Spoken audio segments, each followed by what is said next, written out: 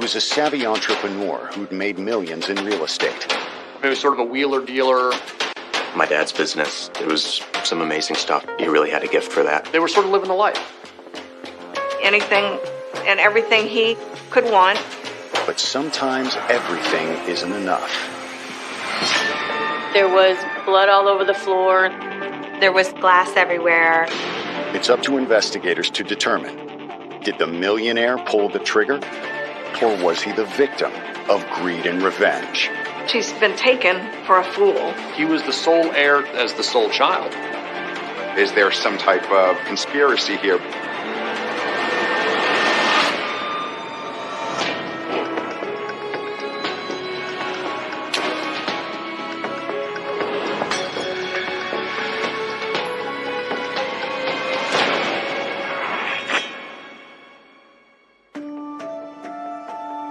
Friday, September 30th, 2011. It's a quiet morning in the wealthy seaside town of Jupiter, Florida. You have some very elite and exclusive communities that are big dollar communities in Jupiter. A full range of mega mansions. But while most of Jupiter's well-heeled residents are still getting ready for work, a security guard responds to an alarm at the home of real estate developer Lanny Horowitz, his wife Donna, and their son Radley. Admirals Cove is a private community. It's got an exclusive golf club in it, and they have from townhomes all the way up to the super mansions in there. It's on the water. It's a strictly gated community. It's monitored. The alarm system from the house would ring through to the gate. And in this residence, there's multiple glass break alarms, which activate when there's vibration, the sound amplitude. In this case, 3 glass break alarms are what tripped the alarm. The security guard comes to the home. Radley's the one who's, at the door with him, and he describes Radley as being a person who's, groggy, a person when you just encounter them when they're waking up. He must have been just driving by on a patrol, because, he was there incredibly fast.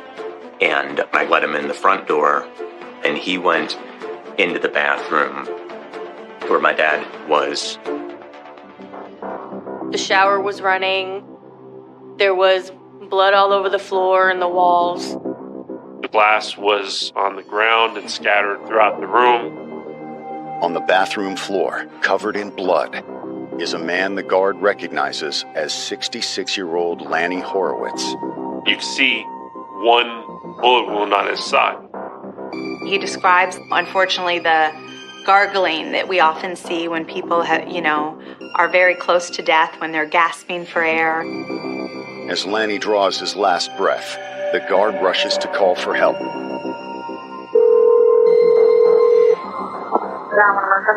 Yes, this is Admiral Security calling in because we have a dead person.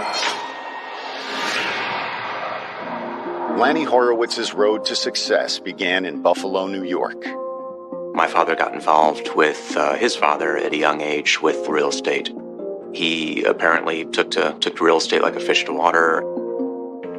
Lanny was sort of a wheeler-dealer, real estate guy, always kind of looking for the next big real estate deal.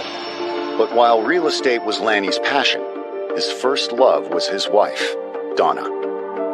My father was 15 and my mom was 14 at the time. As my father told me, he saw my mom coming down the stairs for the first time at his friend's house. And he knew right then that was the girl he wanted to marry. She was a very beautiful woman. She was very stunning. She was very caring and compassionate, but a strong woman. They hit it off, and the rest is history. The couple married in 1967, while Lanny was working his way through law school. He never practiced law, but it was a huge help, because when you're a developer, the joke is you're basically a professional defendant. As Lanny started his professional career, he and Donna started a family.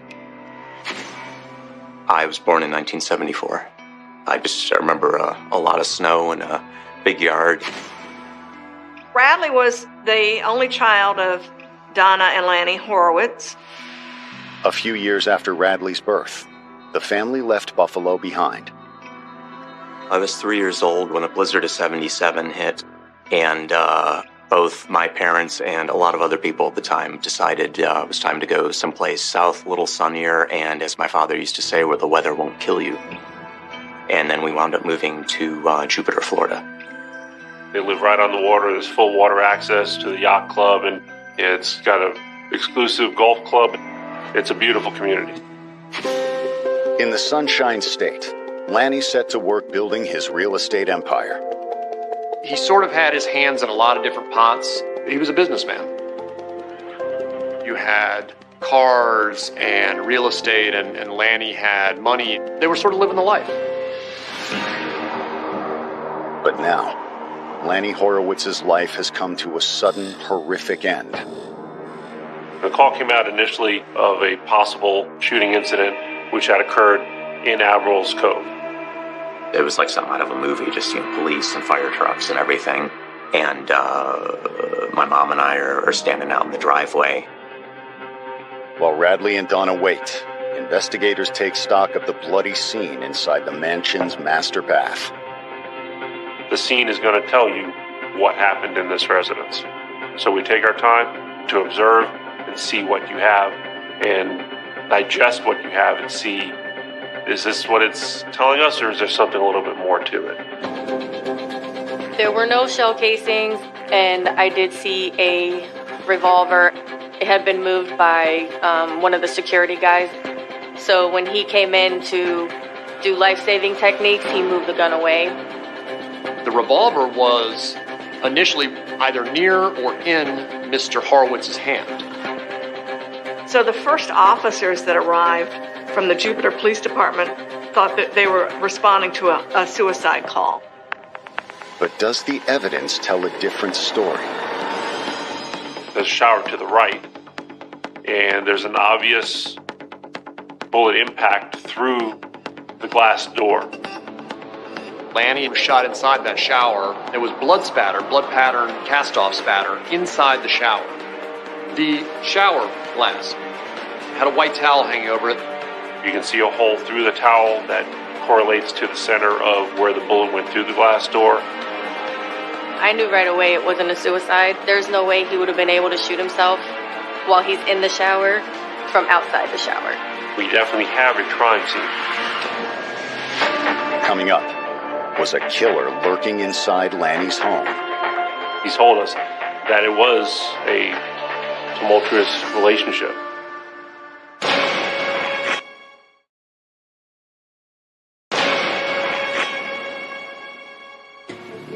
Police in Jupiter, Florida have just found millionaire real estate developer Lanny Horowitz shot dead in his waterfront villa. Just the fact that a crime occurred there is shocking. A burglary there would be shocking. The community where this case took place, Admiral's Cove, is a very, very affluent community. There are numerous amount of gated communities, multi-million-dollar homes. You're looking at Jaguars, Porsches. But now, police are looking at a murder. It was readily apparent that this couldn't have been a suicide. The bullet came from outside the shower. We don't have a suicide here anymore. We have potentially a homicide here. Investigators also realized that Lanny had suffered multiple gunshot wounds. There was so much blood, we couldn't see all of the holes in him until the medical examiner came and started flipping him over and doing what he does. That's when we noticed that there were many bullet holes in his body.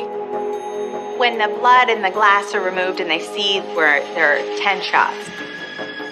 And we knew that the gun that was closest to him in the hallway couldn't have been the only gun unless there had been a reload, because it had a 5-shot capacity. That's when we started looking for the other firearm. As you're looking at those 2 bathroom doors, if you take a jog to the left, you then enter into the actual master bedroom, which was, the second gun was actually back down in the bedroom on the dresser. The second revolver also holds 5 rounds. It's 2 5-shot revolvers. All 10 shots have been fired. The guns at the scene, along with other evidence, tell investigators Lanny's killer isn't an intruder.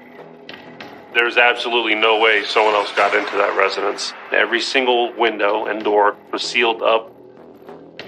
We also knew that the alarm to the house did not go off until the first shot happened. They call them glass break alarm, but really the concussion of the trigger being pulled tripped the alarm. And I could tell you exactly to the second when 3 of those rounds were shot.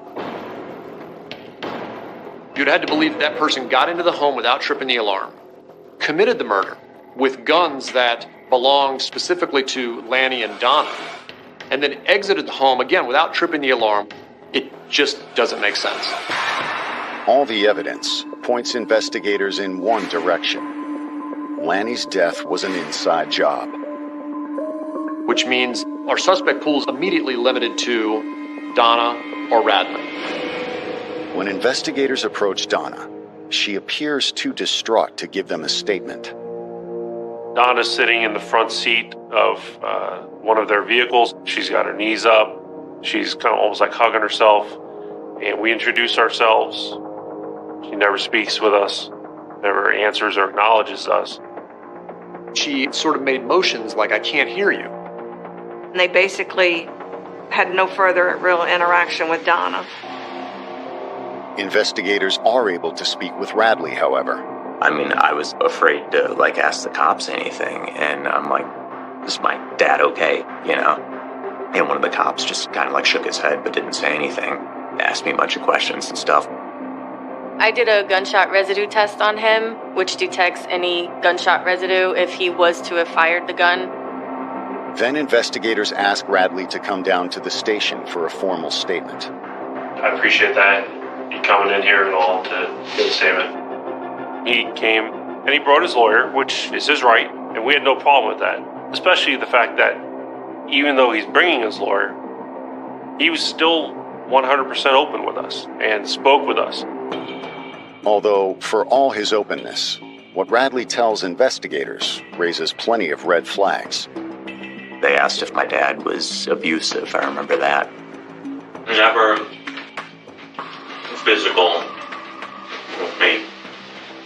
Psychologically, but just petty and nasty, I said, only verbally, only mentally.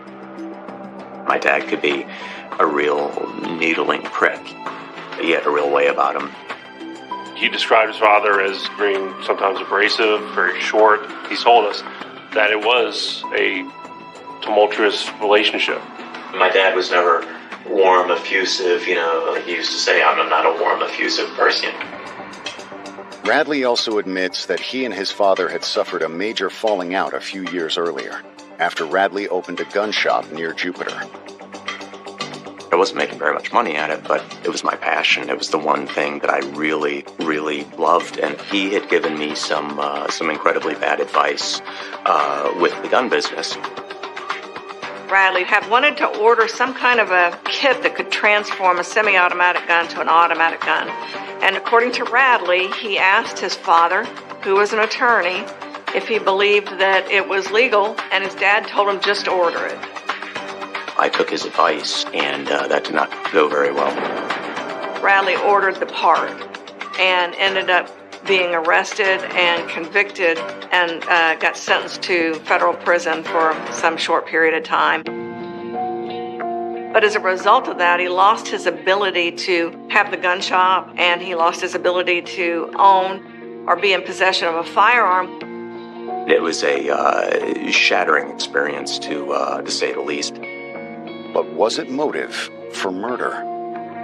He was very hurt by the firearm situation. He was still sour about that. Radley, over and over said, hey, listen, I didn't do anything here. I didn't do anything here. I didn't have anything to do with this. Coming up, investigators put Radley's family ties to the test. Can't live with him, can't live without him.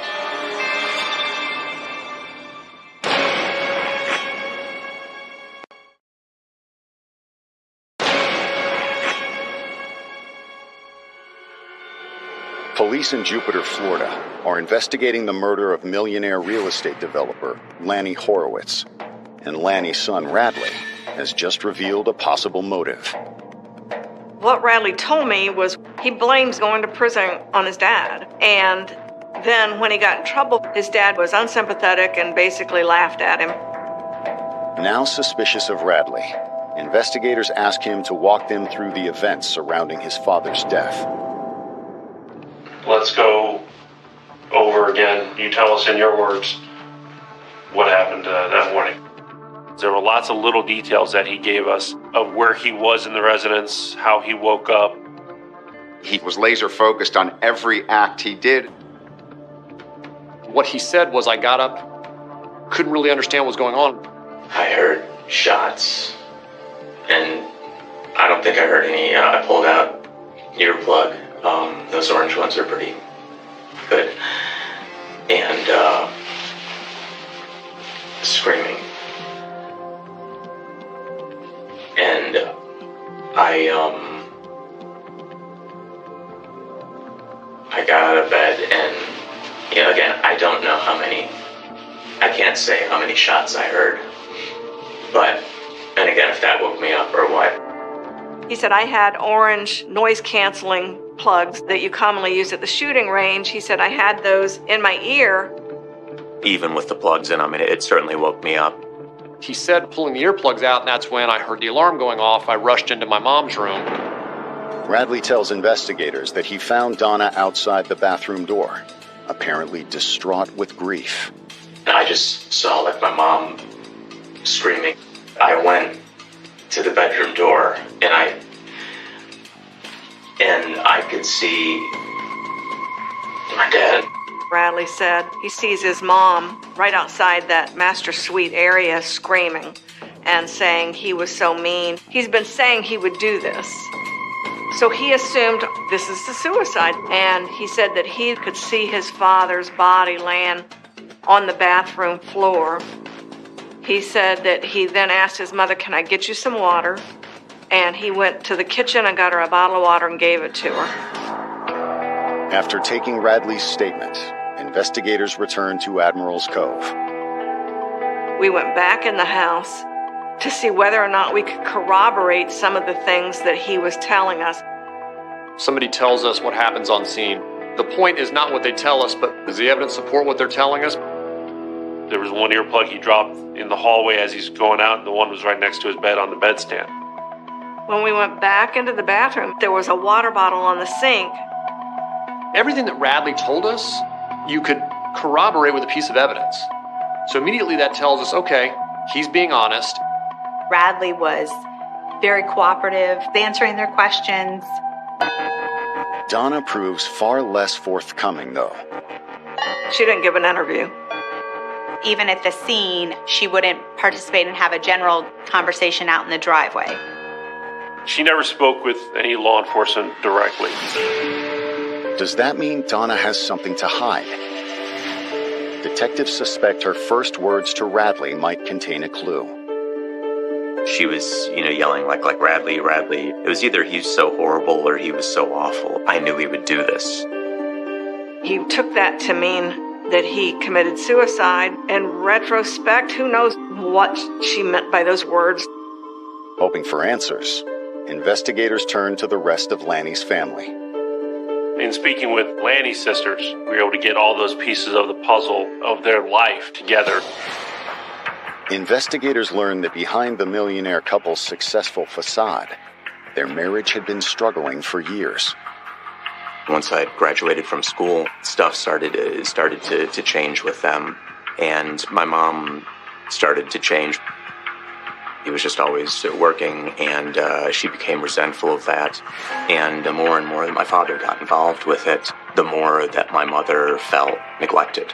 It was the way that he had described it to me, and my mom told me that they were getting divorced. Donna and Lanny had been married and then divorced. Then they got remarried and divorced again. They had first divorced in around 2000, but they got back together and remarried, and it was down at a Justice of the Peace ceremony down in Palm Beach Gardens, just down the road from Jupiter, and I went along for that and got to see my parents Mary for the second time there. And then they wound up apart again. However, it wasn't long before the couple reconciled a second time. They did end up getting back together, and it was a lot of what you hear, just, can't live with them, can't live without them sort of thing. At the time that this happened, Lanny had invited her into the house so that they could, according to him, be a family unit again. The way my father announced it to me was, this weekend you'll help your mother move back into the house. And I was like, that's fantastic. Although, according to Radley, his father had an ulterior motive: Donna's family money. Donna's mother was very well off. Donna's father had played professional baseball and so had a good deal of money from that. A couple of business deals hadn't come to fruition, so Lanny was sort of needing some money.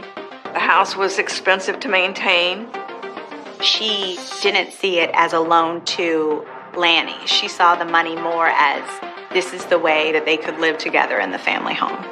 I didn't know at that point how many mortgages were on the house in Admiral's Cove, but he convinced my mom to get $200,000 from my grandmother, and everything was pretty obvious what was going on. This was nothing more than a ruse to get the money out of her, and she's been taken for a fool. But did that mean Donna killed the love of her life? It was clear that you had a woman who was angry and a woman who was fed up and finally broke. Coming up, investigators uncover a game-changing clue. We knew immediately that this was potentially an important piece of evidence.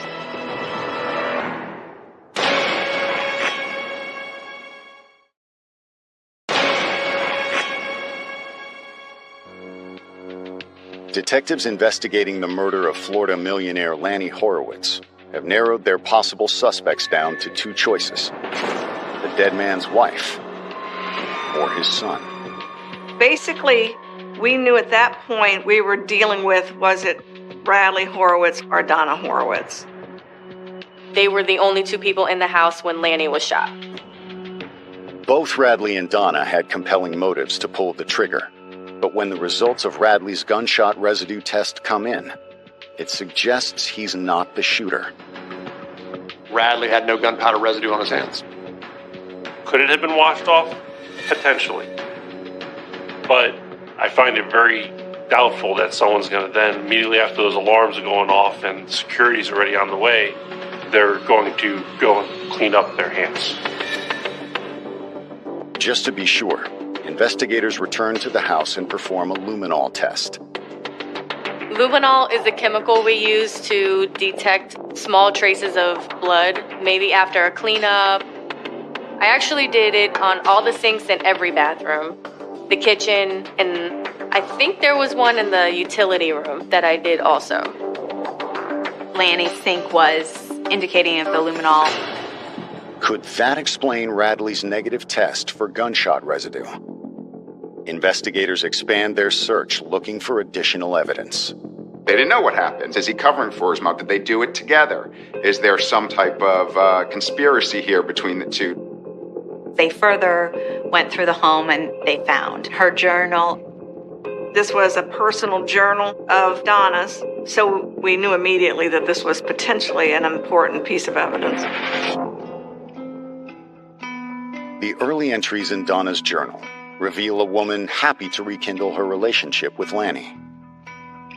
It's very hopeful. She talks about how he's reached out and he wants to try again.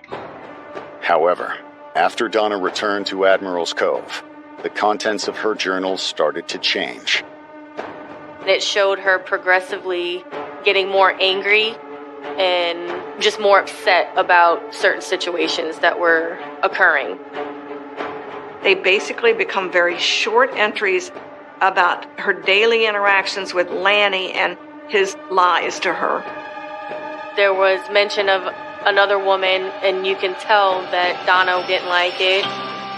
The other woman's name was Francine Tice. Francine was involved in the real estate industry and was working with Lanny on a few different projects. The two of them were very tight, very good friends and business associates. She was very, very sharp, very smart, and very much a type A, personality, a go-getter, much like my dad. It developed into a very close personal relationship. There was some suggestion that she was a mistress. We didn't really have any evidence to suggest that it was sexual or romantic in nature. Francine vehemently denied having any sort of sexual relationship with Lanny. Whether it was true or not, it was true to Donna. Donna absolutely 100% believed that Lanny and Francine were intimate with each other, and she documented in detail in that journal things that would support her belief that this was more than just a friendship.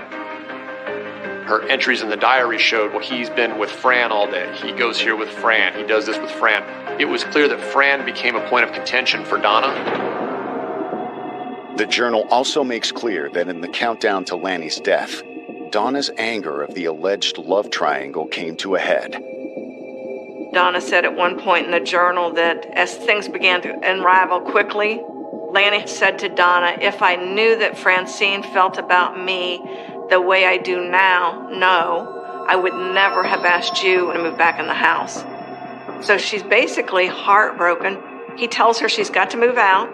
And I believe what the straw was, she finds out he's going to North Carolina, this last-minute business trip with Francine, and he tells her in no uncertain terms, you be moved out of the house when I get back. There was a suitcase in the bedroom right outside the bathroom that was packed for him to leave on his trip that morning. He was certainly ready to go, and I think that ultimately she said enough. You're not going anywhere. And it was sort of the last act of a woman's scorn. You could see her getting more upset, getting closer to the date that Lanny was killed. More and more layers start to pull back. The evidence is inescapable that, she absolutely killed Lanny Horowitz. There was no question in our mind that this absolutely was Donna Horowitz. On October 6th, 2011, 6 days after Lanny's murder, investigators placed Donna under arrest. We had Donna under observation already by this point. Call was made, and they took Donna into custody. She wasn't interviewed at that time, and she chose not to. She was charged with first-degree murder with a firearm. Coming up, will a jury believe that a mild-mannered 65-year-old is capable of murder? It's not something that society is used to believing, that this upper-class white woman is going to go and just blast her husband 10 times.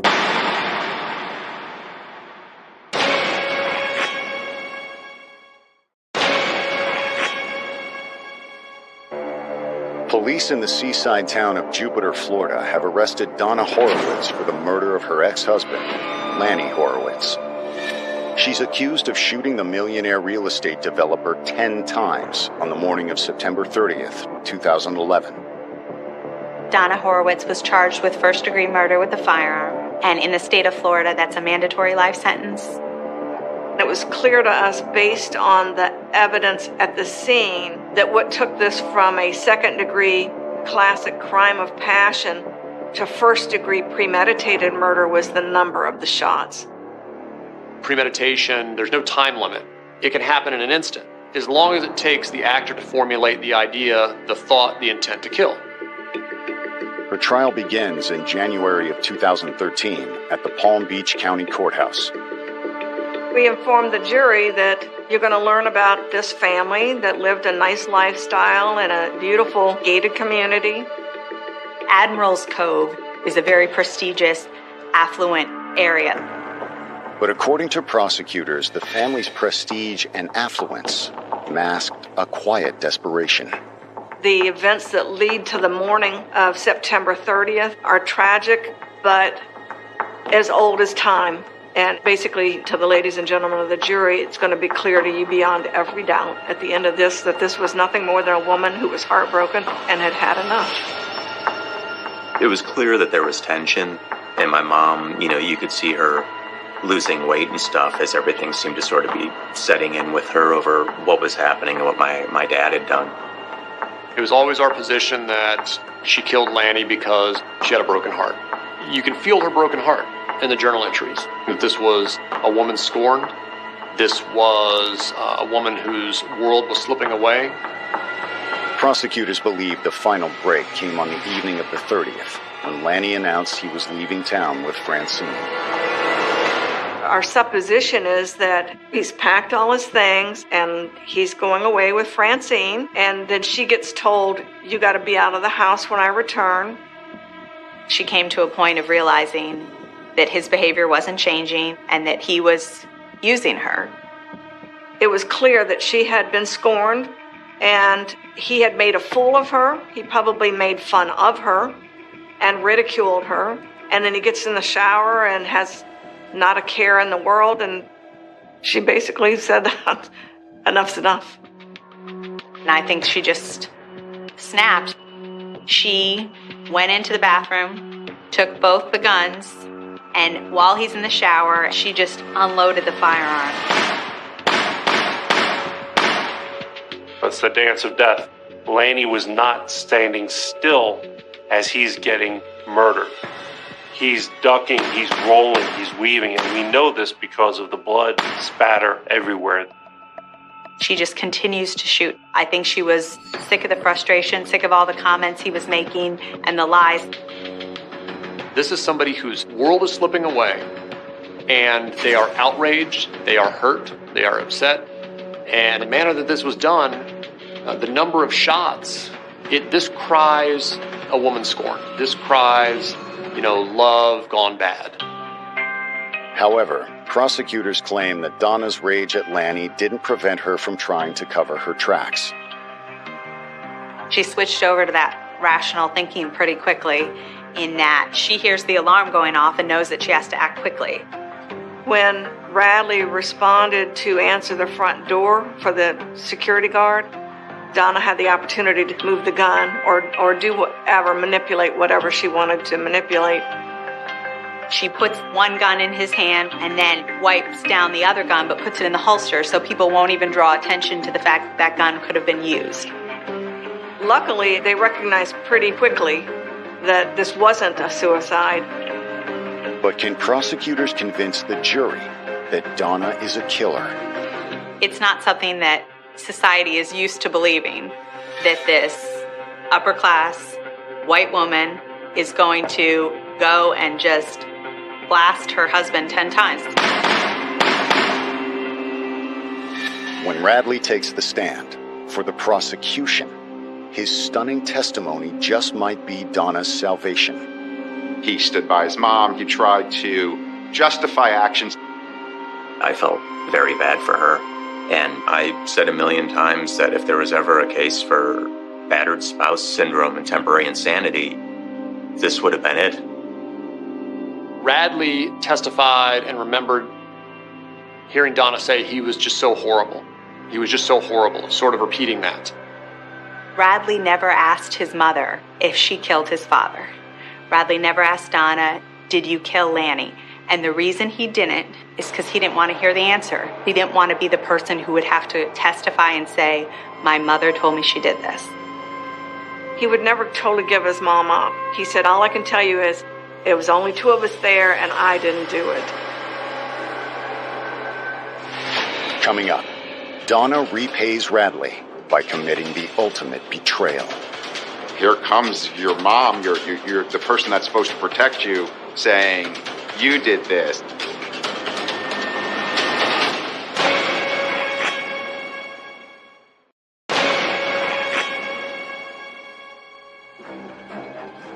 The prosecution has rested in the murder trial of Donna Horowitz. The 66-year-old is charged with killing her ex-husband, millionaire real estate developer Lanny Horowitz, in the couple's upscale Florida home. Our position was always that Donna Horowitz was losing everything. And ultimately, she decided that she had had enough. Her frustration and her hatred became so much that she decided that she was going to kill, the love of her life. When it's their turn, Donna's defense argues that she wasn't the one who wanted Lanny dead. The defense argued that it was Radley or that Radley had hired someone to do this. The defense relied on the smudge of a thumbprint maybe or fingerprint on a gate leading out of the house. Could have been anybody. It could have been one of us. It could have been a firefighter. It could have been a gardener. It could have been some maintenance person. It could have been anybody. The defense was trying to argue that meant that there was an unknown killer and that this could have been a hitman hired by Radley because he had purchased this paperback collectible edition of some kind of hire hitman or something like that. Whether he'd pulled the trigger himself or hired someone to do it, the defense argued that Radley had resented his father for years, especially after serving time on federal firearms charges. The defense was that he was still angry 5 years later about this weapons piece, that he blamed his father for that. He's pissed at his dad for giving him that advice. Defense dug into every issue that he and his father had ever had, every conflict that he and his father would have had. They questioned him and pushed him on it. It was clear that Lanny was not a supportive father, and every misstep that Radley took, he was critical. The defense was basically trying to make out that Radley was the angry, disgruntled child, but he also had ulterior motives, potentially for money, for the inheritance from his father. Radley was getting everything. He was the sole heir to Lanny Horowitz. He was due to get $500,000 in a life insurance policy. Donna's defense seems to be going down this road of Radley's the worst person in the world. He must have done it. I don't believe for a second that Radley ever dreamed they would be that aggressive and vigorous and basically unrelenting, saying that he was the one that did it. Who does that to their own child? It got hard after you're listening day after day. You did this, when you didn't. And it was a lot for him. All this stuff that her defense lawyer tried to say, a hitman and all this kind of crap. And he was just trying to do his job. And his job is to get his client off any way that he can. On January 17th, the jurors retired to consider their verdict. And less than 2 hours later, they announced their decision. Ultimately, the verdict was returned for second-degree murder with a firearm. The jury did a great job seeing through the smoke and mirrors and everything that was being portrayed and put out there by the defense. The judge sentences Donna to 32 years in prison. Given Donna's age, it's a life sentence, practically speaking. We were very comfortable with the outcome of it and the sentence as well. Donna's single-minded pursuit of retribution had not only destroyed her own future, it also devastated the lives of the people she loved most. What she did completely blew her family apart. You certainly can't justify something like that. In this case, unlike a lot of our cases, there's no good guy or bad guy. There was no winner in this. Lanny lost his life. Donna will never get out of prison. Radley lost both of his parents. Everybody lost, absolutely. And she didn't have to do that. She could have walked away. She chose not to. She was kind of trying to still live up to that lifestyle of the affluent Jupiter community, and I think in somewhat denial. There's been a lot of people in this country that want to present this sort of tremendous success through materialistic things, whether it's a house, whether it's cars, whether it's going on boats. And this is a tragic story where once that veneer was pulled back and there was debt and triple mortgages, then massive stress starts to come in. And people aren't honest with each other. And people don't deal with the issues. They just misdirect them. They bury them. And sometimes they explode.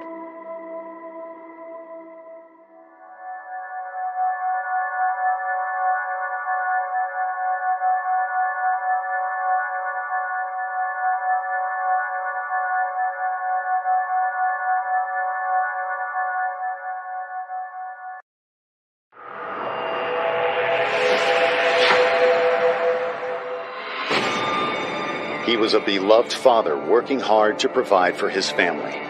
He was a family man. He was a good guy. He was a very doting parent. He had settled in as a typical suburban father. Until a cold-blooded assassin descended on a local gas station. It was so brutal. It literally was just done with no regard for this man's life. We had a rather big whodunit. You got a guy with a hot temper. Who did he piss off? The investigation would take detectives into the upper echelons of wealthy Ohio society to catch a killer out for revenge. Are they going to retaliate against me?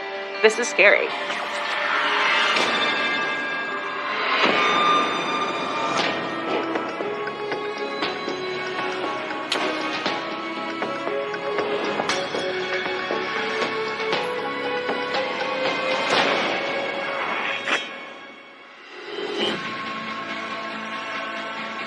Saturday, June 16th, 2001.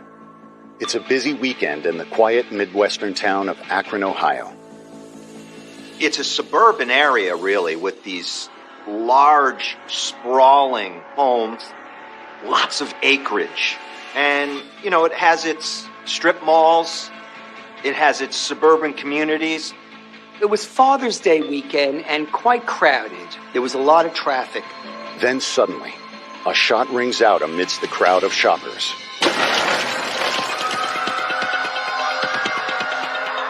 Emergency. I need immediate help. We have gunshot wound at BJ's Wholesale Club. He's got a gunshot wound to his face. He's bleeding profusely. Is he conscious? He barely. The incident occurred at a warehouse club at their gas station, so a public area. And here you have a person pulling up in a motorcycle and shooting one shot. It was just like so nonchalant. It wasn't at night. It wasn't sneaky. There were several people who witnessed it, but the person was wearing a helmet and a mask so that he could not be identified. The assassin's target is a man sitting alone in an SUV. By the time police arrive, he is already dead. The victim is identified as 44-year-old local businessman, Jeff Zach. What went through my mind, I was wondering who would do something like this and hurt his family like this.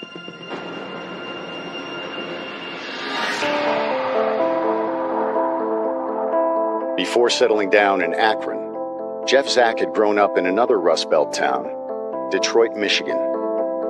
Jeff Zach was born in 1957, and from what I understand, he was abandoned by his birth father. The divorce was very hard on my children. In those years, it was very unusual to get divorced, and it was just very hard. Jeff Zach was fortunate in that his mother remarried, and he had a stepfather who was apparently quite prominent in his life and took a good deal of interest in him. He was my firstborn child, my firstborn son. He was very smart, very vivacious, very interesting kid. Jeff's parents encouraged him to pursue his dreams. So in his early 20s, he decided to leave his hometown behind. Jeff Zach decided to branch out and see the world. He traveled to Israel. Most people of Jewish ancestry have automatic dual citizenship over there. He joined the IDF, which is the army for Israel. He wanted to become a pilot, but he didn't quite qualify. He couldn't become what he wanted to become. He had to join the Air Force and become a paratrooper for the Israeli Air Force. But he learned how to speak Hebrew fluently, plus a lot of Arabic and a lot of other languages. But after completing his tour of duty, Jeff struggled to settle back into civilian life in the United States. He had the kind of personality that alienated a lot of people. He could be successful at times, but he had an abrasive attitude. He was this big, kind of in-your-face type of guy. You know, you didn't want to piss Jeff Zach off. He was trying to be rich. He did whatever he had to do to survive. Until one day, Jeff met the woman who would change his life forever. Bonnie and Jeff met in Arizona in 1986. And they fell madly in love, and they kind of just ran away together. They were quickly married afterwards. Before long, they had a child together. Brian was born after a few years, so they were ecstatic, and he has always been the sweetest, most darling child. And they lived in San Diego for a couple of years. And then they decided to move back to Akron. Her parents lived in Akron, and they thought they could do better there and would have family there. They lived in a single-family dwelling in a nice area called Stowe, which is a suburb of Akron. When I think about Jeff, I think of him as like a family man, a person I was proud to meet, and he loved his son. He was a very doting parent. He was very involved in his son's life. But Jeff would never get the chance to see his son grow up.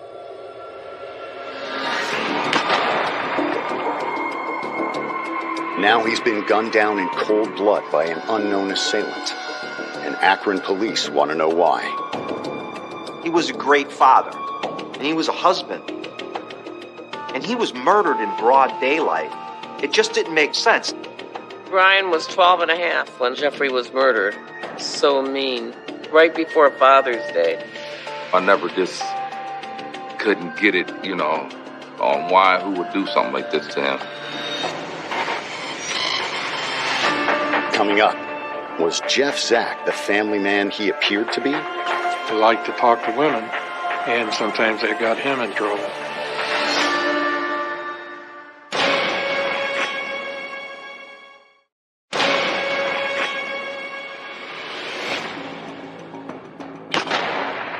"44-year-old Jeff Zach has been murdered outside a busy shopping center in the suburbs of Akron. As detectives speak to witnesses at the scene, they are stunned by the brazenness of the attack. Mr. Zach pulled into a gas station, and an individual came up on a motorcycle, stopped, shot Mr. Zach in the face. He did this during daylight, which is, he had a lot of nerve.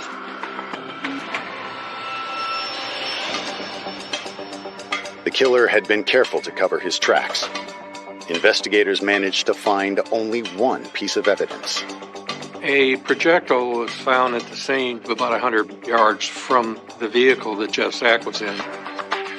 That was a good find, but there was nothing really to compare it with. And although the shooting occurred in public, no one is able to provide a clear description. The shooting happened so quickly that no one really had the time to get a good look at the perpetrator. That person wore dark clothing and a motorcycle helmet with full darkened face mask, so the face couldn't be seen. However, witnesses did get a good look at the killer's motorcycle. It was a ninja-style motorcycle. They call them crotch rockets. It was like a racing motorcycle, one that the witnesses said was built for high speed. It was one of those bikes that you lay forward on, and it has high horsepower. It was black and white, trimmed in green, like a fluorescent or a candy apple green. Investigators issue an alert, but without a license plate number, they know the chances of finding it are slim. Even though this murder took place on Father's Day weekend in a crowded parking lot on a shopping day, the police really didn't have much to go on. What do you have, really? You have this shadowy figure who pulls in, commits a murder, and drives away. Nothing else. No one seems to have any idea who might want to kill Jeff, but his wife, Bonnie, is able to give detectives a promising lead. Shortly before his murder, there was a phone call to the residence indicating that you have one more chance to get out of this. And Bonnie told Jeff about that phone call, and he was very nervous about it. At the job sites, he would tell me that he was getting a phone call, and I'd be like, Jeff, just don't worry about it. Don't get stressed out. Just let's get the job done. And I never knew it would just end up to the situation that it ended up to. We recovered that voicemail, and it was a veiled threat to Jeff Zach that he had a short time left and that he better do the right thing. Investigators want to know, who was this mysterious caller? She holds nothing back. She says, look, my husband, he was involved in some really shady business. Here was a guy who had a very bad temper, who had business dealings that had gone south, numerous bad business dealings.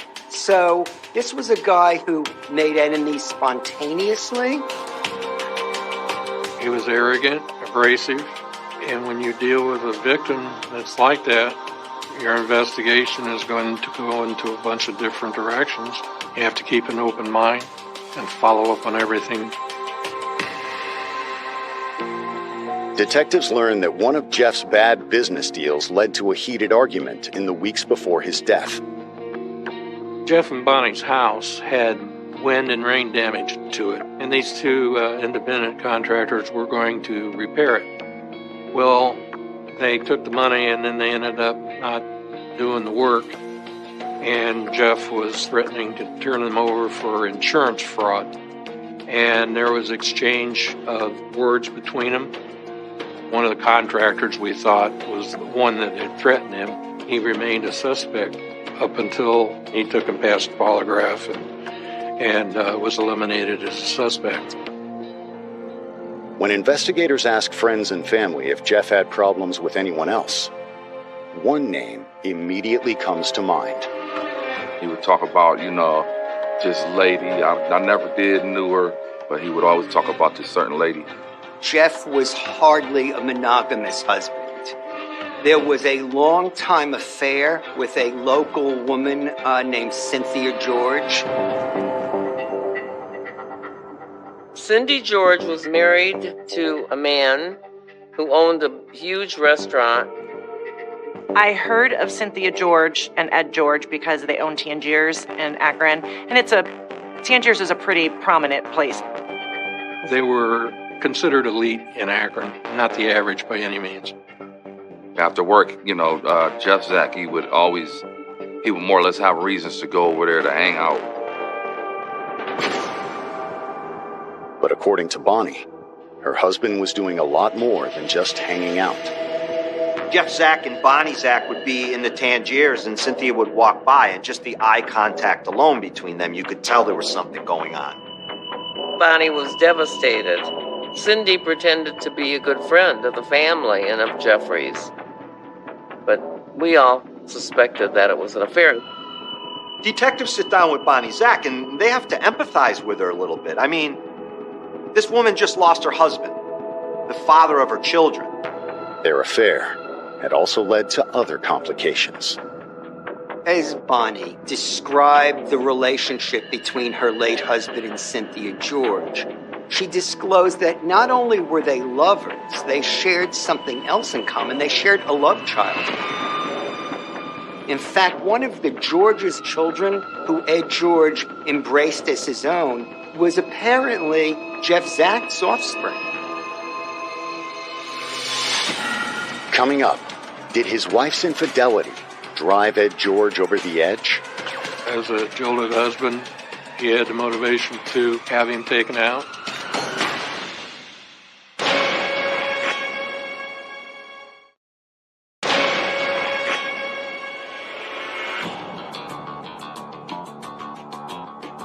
Detectives in Akron, Ohio have gotten their first lead in the slaying of local businessman Jeff Zach. After speaking with his widow Bonnie, investigators have ruled her out. They found her to be relatively gracious, relatively honest, did not seem suspicious in any way. And according to Bonnie, Jeff had been cheating on her with one of the most powerful women in the city, nightclub owner Cynthia George. In May of 2001, right before the homicide, Bonnie found out about it. Jeff told her that he'd cut it off. Could Jeff's killer be his ex-lover or her husband? Detectives told me that they suspected Ed George as a culprit because he seemed to have a motive. His wife had a child with Jeff Zak. Maybe he felt shamed. As investigators dig deeper into the Georges' marriage, they learn that Ed and Cynthia had always been an odd match.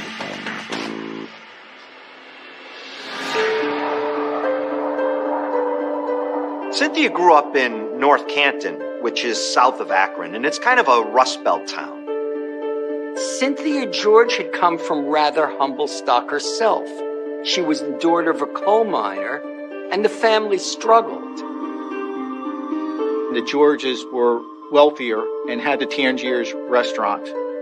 And I think some of the Georges felt as though Cindy was not good enough for Ed George. The couple had first met when Cynthia auditioned to become a dancer at the Tangier in 1978. But as soon as Ed laid eyes on her, he had other plans. Cynthia was Mrs. Ohio runner-up at one time. So here is this beautiful woman kind of gracefully walking throughout this club at night. She was a strikingly beautiful woman, and Ed was a successful man, and the chemistry seemed to work for them. Soon they got married. If Cynthia George was looking for a golden ticket, certainly Ed George was it. You know, when investigators look at this, they're like, well, wait a minute. Cynthia George, Ed George, very wealthy, and here's Jeff Zak. He lives in a suburban house. He does not have any money. How does it fit? After gathering all their information, detectives quite reasonably decided to pay a visit to Cynthia George. They began asking her questions because she's connected to this victim. You know, she's like, who, me? I've done nothing. I don't know anything. She did admit that she knew Jeff Zak, but she wouldn't elaborate any more than that. Cynthia George may not want to talk, but her husband has a lot to say about Jeff Zak.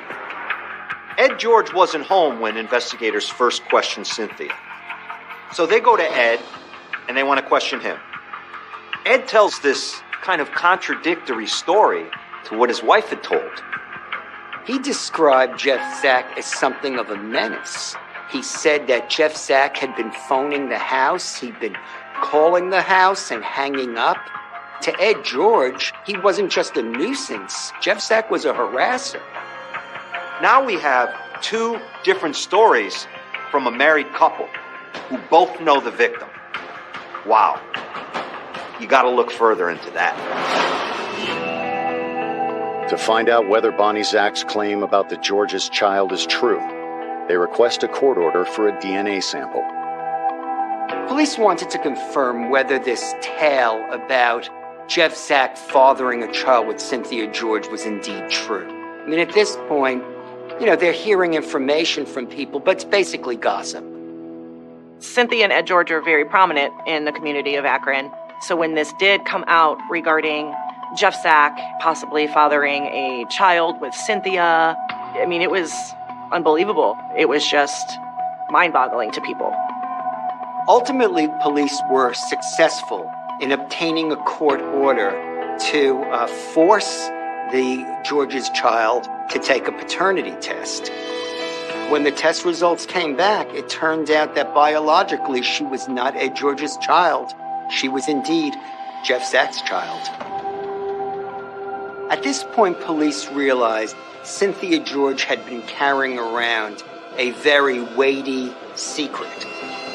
If Ed discovered the truth, it seems plausible that he'd want to take his revenge. But investigators know that isn't the only possibility. They're thinking, geez, either Cynthia or Ed George could have hired someone to kill Jeff Zak. Or maybe it was Cynthia George herself on that motorcycle who killed Jeff Zak. Maybe it was Ed George. She had motive for getting rid of Jeff Zak because now there could be a custody battle, and Ed George had motive, because if he did know, maybe he was so shamed by this scandal that he wanted to get rid of Jeff Zak. Coming up, a new suspect unexpectedly enters the picture. Police get a call, and bang, this thing just opens wide.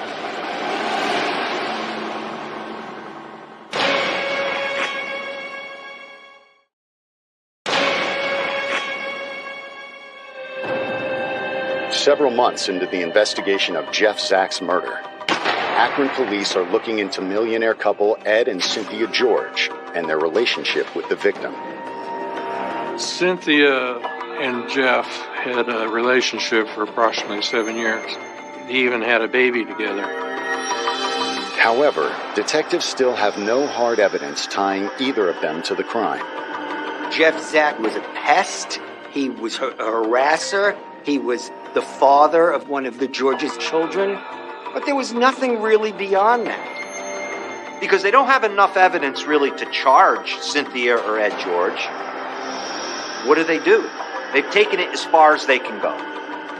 I thought the investigation just stopped, for some reason. Then everything came out.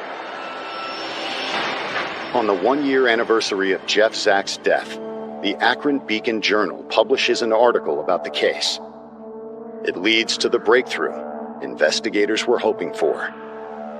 Shortly after the article ran, a tipster phoned the Akron Police Department and said, "I know who the shooter is." And that tip comes with a name. John Zaffino. John Zaffino is this kind of short, stocky guy, mustache, slick back hair, a wannabe gangster. If you're looking for a profile of a murderer, John Zaffino, he fits it. But here's a question. Why would John Zaffino murder Jeff Zak?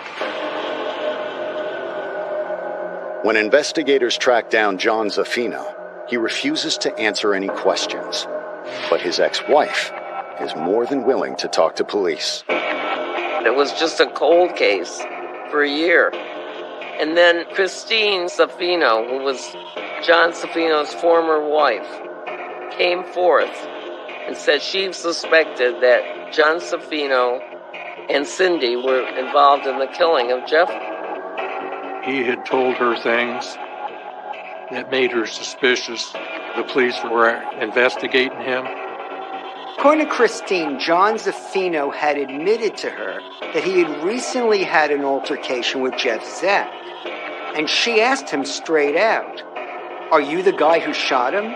And he said something to the effect of, "Well, let's put it this way. He's going to have a hard time parting his hair from now on." When detectives play the threatening voicemail on Jeff's answering machine, Christine is absolutely certain it's him. She said, "No doubt about it. That is the voice of my ex-husband, John Zaffino." If anybody should be able to recognize his voice, it would be ex-wife. Christine also has a good idea what his motive might have been. Even though John Zaffino and Christine Todaro had broken up, she kept track of different occurrences in her ex's life. And she knew that he had been dating a woman who was attractive and older and had money. And they say, "Well, do you know her name?" She says, "Yeah, I know her name. She's very popular in town. Her name's Cynthia George." So where's the common denominator? Where's the connection between John Zaffino and Jeff Zak? Well, the connection was at the Tangiers. Cynthia George. This was not a love triangle so much as it was a lover's quadrangle. While Cynthia George was married to Ed George, she was having affairs with both Jeff Zak and police determined John Zaffino. John was kind of a blue-collar guy, and Cindy originally was a blue-collar woman, so maybe there was this attraction there. How much she really got deep into a relationship with John Zaffino is possibly still a question. But their relationship developed at least significantly. At this point, Cynthia is refusing to speak with investigators and does not admit to an affair with John. But DMV records provide detectives with another piece of evidence. They discovered that, lo and behold, a month before Jeff Zach's death, what had John Zaffino purchased? A motorcycle. Now, not just any motorcycle, a black and lime green motorcycle, like the one seen at the crime scene. My captain, Beth Doherty, found the motorcycle in Pennsylvania on a publication called Cycle Trader. And that's when Mike Schaefer and I were tasked with going to recover it. We located the bike, and we learned that he had transported there at night. He was desperate to get rid of the motorcycle, and that he wanted to trade it for any car that they had on the lot. It's enough for police to make an arrest. On September 25th, 2002, they take John Zaffino into custody. One domino has now fallen in this murder case. But investigators know there will be others. Coming up, did he kill Jeff Zach to keep Cynthia George to himself? Or was he a hired gun? Investigators are saying, look, was Cynthia involved? Was Ed involved? Did they pay you to do this?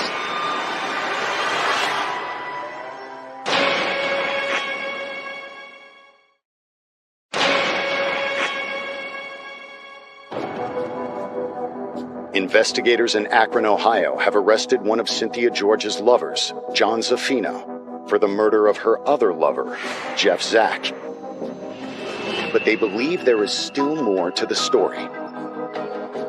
We cleared Ed George of any involvement in this, and Cindy remained a suspect, but we didn't know how much until John Zaffino became a suspect.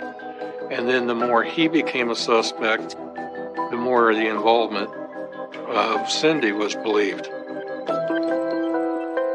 Under interrogation, John tries to deny everything. John Zaffino says, I'm totally innocent. I had nothing to do with this. In fact, I was at a car show in Pennsylvania the day the murder occurred. So I have an alibi. People were located that he supposedly was with and interviewed, and they didn't support his alibi as far as timing. He had enough time to do the murder and travel down there and use that as his alibi, but it didn't hold up. His phone records proved to be even more incriminating. Then you look at the phone records immediately after the homicide. Who does he call? He calls Cindy George. John Zaffino talked to Cynthia George just before Jeff Zach was murdered and just after he was murdered. Now, why would he do that? He would do that for two reasons.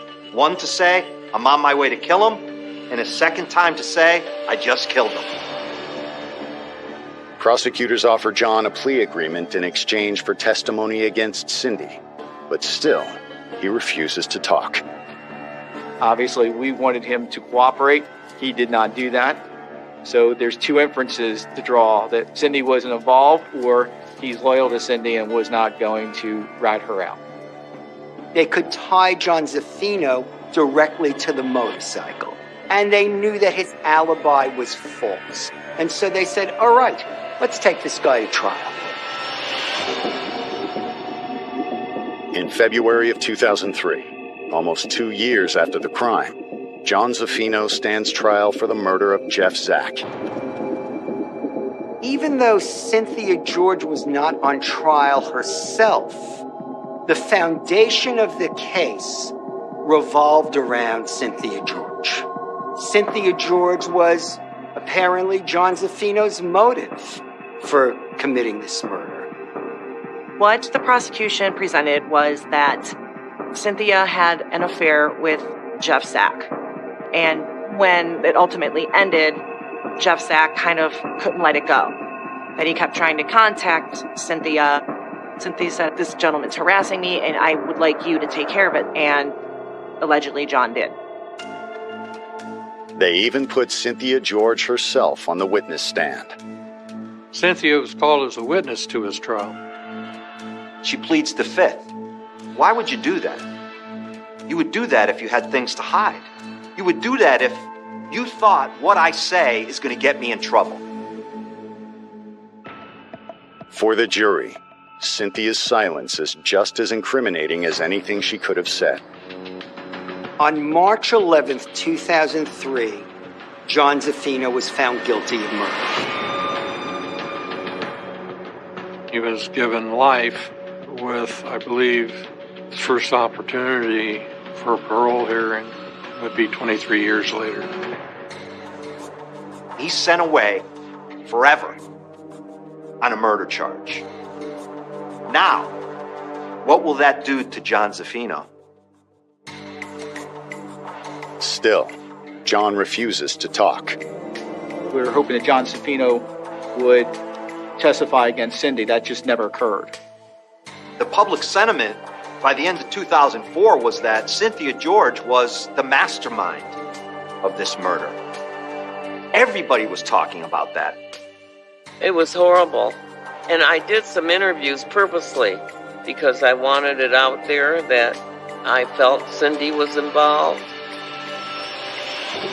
It isn't until the following year that investigators feel they have enough evidence to finally prosecute her.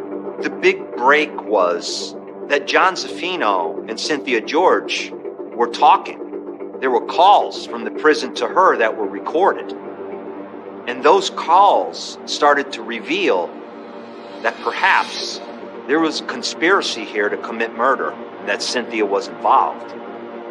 The prosecution believes that Cynthia George was basically paying money to John Zaffino, and John was dangling over her head with this ambiguous threat, if you will, that he was going to drop a dime on her at any moment if she didn't pay. On January 10th, 2005, Cynthia George is placed under arrest. Police moved in on Cynthia George as she was shopping. She was arrested very publicly in a very public place. The reason for it was twofold. One, they wanted to make a statement to the town, to the city, that they never gave up on this case. Number two, they wanted to put fear into Cynthia, to let her know that, listen, you're not above the law.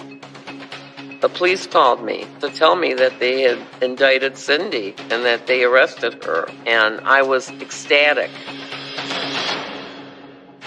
Coming up, will Cynthia George be convicted, or will wealth and power help get her off the hook for murder? If you got money, you can buy your way out of most of anything.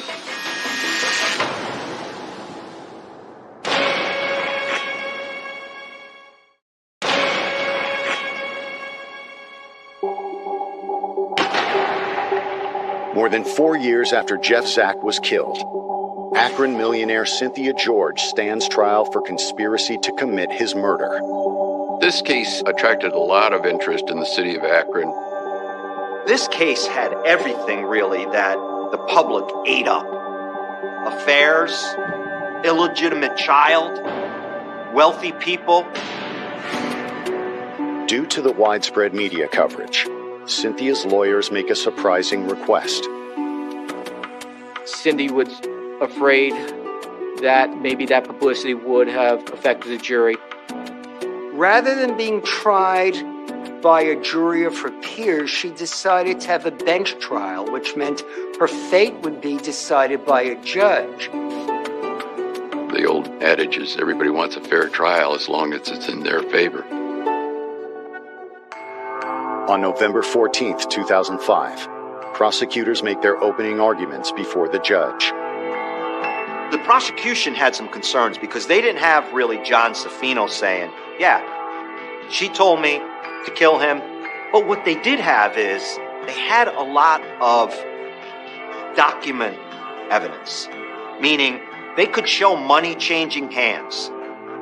When authorities accessed the financial records, they discovered that a month or so before the murder, $5,300 had come out of Cynthia George's account. And approximately $5,300 had been used to purchase the motorcycle that was used to kill Jeff Zack. It was just too coincidental, all of the bank statements that matched what was out of Cynthia's account to the penny. They also draw attention to the communication between Cynthia George and John Zaffino at the time of the shooting. Remember the phone calls? The phone call before the murder and the phone call after the murder. Was that a coincidence? I was very happy because I knew evidence was coming out against her and that she would probably be found guilty. However, Cynthia never admits to an affair with John, and the defense argues the state's evidence is purely circumstantial. Even though you could imply that Cynthia George may have been involved in this case, there was no concrete evidence that she was the puppeteer in all this. In fact, it was entirely possible that John Zaffino, who was a bit of a hothead, decided to kill Jeff Zack on his own. Those records don't prove that Cynthia knew what he was going to use that motorcycle for. On November 28th, the court reconvenes to hear the judge's decision. Everybody reassembled in the courtroom. Cynthia George stood up, she faced the judge, and the judge said, "I have rendered my verdict." She was found guilty. I was very satisfied. Cynthia George was sentenced to life in prison. You can hear her family wailing in the courtroom, and it's pretty heartbreaking. Her family became hysterical, but I, of course, was happy. I felt that justice was served. Cynthia wastes no time in submitting an appeal. The conviction of Cynthia George was appealed up to the 9th District Court of Appeals, alleging errors occurred at the trial court level, which caused her to be found guilty. She hired the best appellate lawyers she could get. And, the thing is, it's very, very unlikely that an appellate court would overturn a murder conviction. So she was not facing an uphill battle. She was facing Mount Everest here. But a year and a half later, she achieves what many believe to be impossible. On March 21st, 2007, the charges against Cynthia George were dismissed by the Court of Appeals. That appeal decision just really blew everybody involved in this case away. Really did. When you read their opinion, they wanted evidence of solicitation and procure. They wanted a conversation from the state where Cynthia George is asking John Zaffino to commit the murder. We did not have that. We had solely circumstantial evidence. After her release, the George family releases a statement saying their faith had sustained them and that they are moving forward with their lives as a family. Last I heard, Cynthia George was, living the happy, elite life with her husband and her kids, who are all grown now. In my eyes, Cynthia George got away with murder. It's a sentiment shared by many in the city of Akron. Many felt that a woman of wealth and privilege seemed to have taken revenge on a former lover, something Cynthia George has always denied. Do I think the George's money, status, and standing in the community had anything to do with that verdict being overturned? Hell yeah, I do. Cindy had the benefit of great attorneys. She got top legal help in this case. The fact that she got out after 16 months kind of upset me, and I miss them horribly. It was horrible loss. It took a lot of years of pain and anguish. I don't think anybody suffers as much as a mother.